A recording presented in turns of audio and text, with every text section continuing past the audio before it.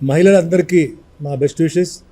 ఎంతోమంది మహిళలు మామూలు స్థాయిలో అంటే గ్రామీణ స్థాయిలో నుంచి కూడా ఈరోజు ఐఏఎస్ ఐపీఎస్ లెవెల్కి కలెక్టర్కి ఇక అలా ఆ లెవెల్కి చేరుకున్నారు. సో చాలా సంతోషం. ఎందుకంటే ఇప్పుడు మహిళలు ఏమాత్రం తక్కువ లేదు, పురుషుల్లాగానే వాళ్ళు చదువులో పదవిలో ముందుకు వస్తున్నారు. అదే మాదిరిగా మన దేశాన్ని కాపాడుతున్న ఆర్మీ నేవీ ఎయిర్ ఫోర్స్లో కూడా జాయిన్ అవుతున్నారు, పోలీస్ కాకుండా. సో దేశ రక్షణ విషయంలో కూడా వాళ్ళు ఎంటర్ అవ్వడం నిజంగా అది చాలా గొప్ప విషయం. ఎందుకంటే అఫీషియల్గా ఉండడం వేరే, ప్రాక్టికల్గా వెళ్ళిపోయి ఇలాంటి ఒక అఫీషియల్గా ఉండడం చాలా గ్రేట్.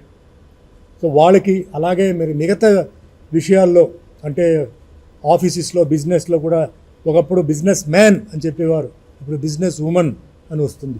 చాలామంది CEO డైరెక్టర్స్ అందరూ మహిళలు అయిపోయారు. సో అందరూ ఇలాగే డెవలప్ అవ్వాలి. సో ఈరోజు ఈ ఇంటర్నేషనల్ ఉమెన్స్ డే సందర్భంగా జస్ట్ ఇప్పుడే నేను మా సెన్సై నరేందర్ ద్వారా మహిళలకి ఒక ప్రోగ్రాం చేశాను. ఆ ప్రోగ్రాంలో నేను ముఖ్యంగా చెప్పింది ఏంటంటే భారతదేశం గురించి మాట్లాడదాం, మనకి ప్రపంచంలో గురించి తర్వాత మాట్లాడదాం. ఈరోజు భారతదేశంలో మహిళలకి వాళ్ళకి తగ్గిన గౌరవం కానీ రక్షణ కానీ లేవు. ఇది మీ ఛానల్స్లోనే మీ పేపర్స్లోనే రోజుకి మనం చూస్తున్నాం. మినిమం 5-6 అమ్మాయిలు రేపు, 5-6 అమ్మాయిలు మర్డర్, ఇది కామన్గా జరుగుతుంది. సరే, దీనికి ఎప్పుడు రక్షణ వస్తుంది, దీనికి ఎప్పుడు ఒక అంటే ఒక ప్రొటెక్షన్ వస్తుందో తెలియదు. ఎన్నో ప్రభుత్వాలు వచ్చింది దేశంలో, రాష్ట్రంలో, ఫ్లైఓవర్ కట్టాము, కాలేజీ కట్టాము, అది కట్టాము, ఇది కట్టాము, అన్నీ ఓకే. కానీ మహిళలకి రక్షణ అనేది లేదు. నేను మొన్న రీసెంట్గా 1 వీక్ బ్యాక్ దుబాయ్లో ఉన్నాను. సరే, నైట్ టైం ప్రోగ్రామ్, ఆ ప్రోగ్రామ్ నైట్ అయిపోయిన తర్వాత సరదాగా నడిచి వెళ్దామని చెప్పి దుబాయ్ అంతా రాత్రి ఒక 12 గంటల తర్వాత నడిచి వెళ్తే అమ్మాయిలు హౌస్ వైఫ్ వీళ్ళందరూ షాపింగ్ చేస్తున్నారు, తిరుగుతున్నారు, పోతున్నారు, ఒంటరిగా వెళ్తున్నారు, గ్రూప్లో కూడా కాదు. నేను ఆ ఫ్రెండ్ని అడిగాను, ఇంత ధైర్యంగా తిరుగుతున్నారు కదా, ఇక్కడ వాళ్ళకి ఏం ప్రాబ్లం లేదంటే ఏ ప్రాబ్లం లేదు, అందరూ సేఫ్గా ఉన్నారు. ఆశ్చర్యం ఏంటంటే ఆ టైంలో నేను ఒక్క పోలీస్ కారు కానీ ఒక్క పోలీస్ ఆఫీసర్ కానీ నేను చూడలే. పగల్లో ఒకసారే చూశాను, ఒక కారు వెళ్ళి చూశాను, అది కూడా ఏదో సమ్ ప్రాబ్లం అయితే వచ్చింది. సో ఇలాంటి అంటే విదేశాలు ఎక్కడ వెళ్ళినా మహిళలకి రక్షణ ఉంది. ఇది ఎప్పుడు వస్తుంది తెలియదు, రోజుకి ఇలాంటివి జరుగుతున్నాయి.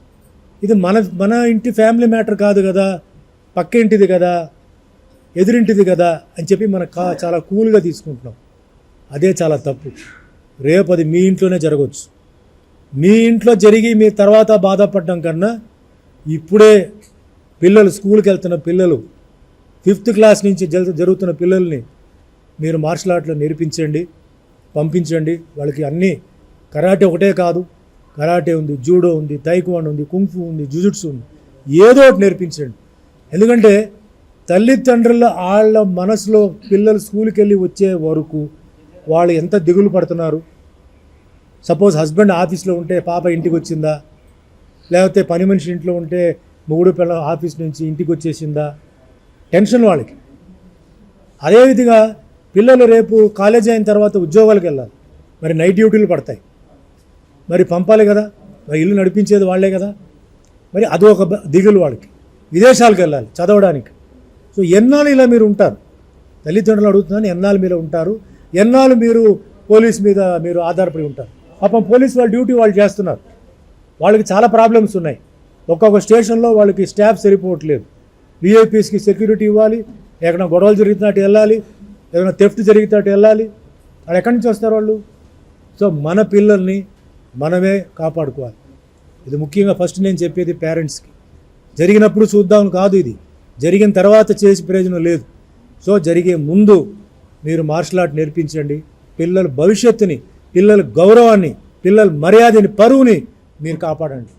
రేపు మీ వల్ల ఆ పరువు కానీ వాళ్ళ గౌరవం పోయిందని మట్టికి ఆ బ్లేమ్ తీసుకోవద్దు, మీరు నేర్పించండి అని చెప్పి, అలాగే స్కూల్స్ కాలేజెస్లో అన్నిట్లో మన ప్రియతమైన ముఖ్యమంత్రి గారు శ్రీ రేవంత్ రెడ్డి గారిని, అలాగే అక్కడ వైఎస్ జగన్మోహన్ రెడ్డి గారిని నేను రిక్వెస్ట్ చేశాను, దయచేసి స్కూల్లో వారానికి 3 క్లాసులు, అరగంట చాలు, బలవంతంగా దానికి అటెండెన్స్ పెట్టి నేర్పించండి.